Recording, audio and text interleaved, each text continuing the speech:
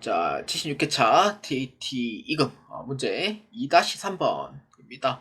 오랜만에 나왔는 문제인 것 같아요. 최근 들어서 이 수출신고 필증에 대한 문제가 잘 안 나왔었어요. 그래서 이번 오랜만에 나온 것 같고요. 이게 한 장이고, 이 밑에 거를 한번 보시면은, 자, 자료 설명부터 한번 먼저 보고 시작합시다. 자료 1은 미국의 맥커퍼레이션 리미티드 제품을 선적지 인도 조건으로 직수출하고 신고한 수출 신고 필증이다. 이 직수출이 좀 중요해요. 그러니까 영세 발행을 하지 않는 거죠. 말 그대로. 그래서 이렇게 되는 거고.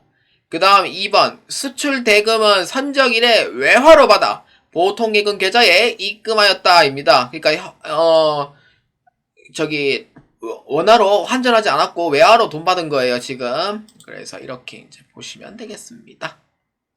자, 그 수행과제는 선적일 거래 자료를 입력을 하고요.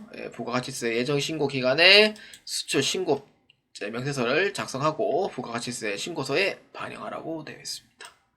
그래서 두 가지 보시면 돼요. 자, 일단은 첫 번째는 알아야 되는 게 수출할 때는 회계 처리를 어떻게 하냐면은 무조건 선적일 또는 이제 비행기가 뛰는 이제 기적일 이렇게 해서 이제 시작을 합니다. 그래서 수출 계약일과 수출 신고일은 이 문제에서는 아무 관계가 없는 거예요. 그래서 뭘 보냐? 이거를 보라는 거죠. 이거를 보라는 의미고, 그 다음에 봐야 될 부분이 뭐냐면은 신고 번호, 그 다음에 봐야 될 부분이 이제 위에 거는 사실상 굳이 안 봐도 되고요. 구매자, 맥커퍼레이션 리미티드 이 부분 또 봐주고요. 그 다음에 금액 이걸 봐줘야 돼요. 그러니까 단가 얼마냐면은 금액 $10,000 이렇게. 본래는 이제 신고 가격을 해서 이제 봐도 이 부분이 좀 일치를 하거든요. 그래서 일치하기 때문에 상관이 없고. 그래서 이렇게 이제 보아주시면 되고, 나머지 거는 굳이 안 봐도 됩니다. 그래서 이렇게만 보아주시면 돼요. 그래서 첫 번째는요, 메인 메시 전표 입력에 자 클릭하겠습니다. 자, 날짜는 8월 24일입니다. 자, 수출 신고 필증, 즉 맞출 수출 16번 해줍니다. 여기서 12번 하면은 조회가 안 돼요. 16번 해주셔야 돼요. 그래서 품명은 2-3으로 하고, 공급 가액은 1325원 곱하기 $10,000 해주면 돼요. 이렇게 해서 $10,000 이렇게 잡으면 돼요.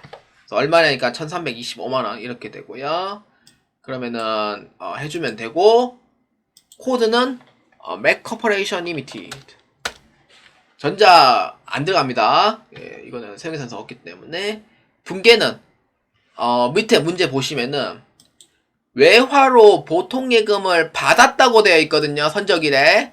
그렇기 때문에 근데 어느 은행이냐? 외환은행입니다.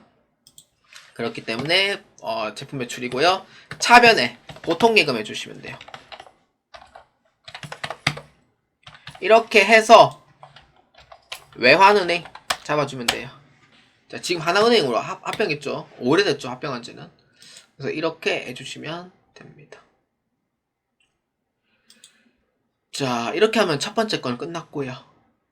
그리고 두 번째 건은 사실상 원래 여기 전표에다가 원래 이제 입력을 할 수 있는 부분에 이제 수출 신고 필증에 해당하는 번호를 넣는 게 되어 있는데 이 도전 프로그램에서는 이게 아쉽게도 이게 없어요. 있는데 제가 못 찾는 거일 수도 있고요.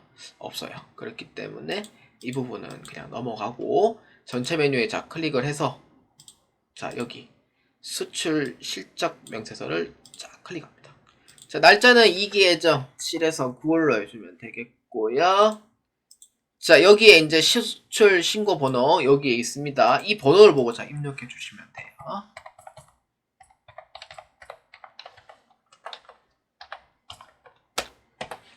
선적일자 언제냐면은 2024년 8월 24일 통화코드는 USD 외화 $10,000 근데 원화가 안 뜨죠. 환율이 얼마냐면은 1325 왜 원화가 이렇게 나옵니다. 자 이렇게 해주면 돼. 자 이렇게 해서 반영을 했고요. 그러면은 이제 저장 키는 없기 때문에 그냥 나가주시면 되고 마지막 부가가치세 신고서 자 클릭합니다. 자, 우리는 부가가치세 신고서에서 반영이 잘 되어 있는지도 확인해 줄 필요는 있어요.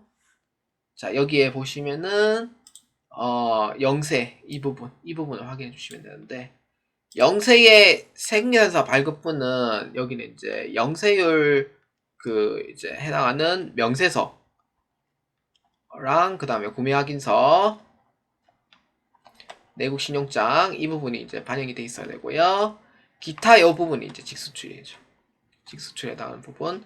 그러니까 수출 실전 명세서에서 입력을 해야지 반영이 되는 부분이라고 생각할 수 있지만, 사실은 원래 그게 아니고 이 두 개는 본래는 메인 매출표에 입력할 때 반영이 돼요. 그래서 이에 해당하는 부서 명세서는 이렇게 해서 딸려와야 된다 라는 정도만 보아주시면 됩니다. 그래서 반영되어 있다는 부분을 확인해 주시면 되고, 만약에 금액이 안 뜬다라고 하면은 앞에 부분을 먼저 확인을 하고, 그래도 안 뜨면은 수동으로 입력을 해줘도 상관은 없습니다. 자, 이렇게 해서 마무리해 주시면 되겠습니다.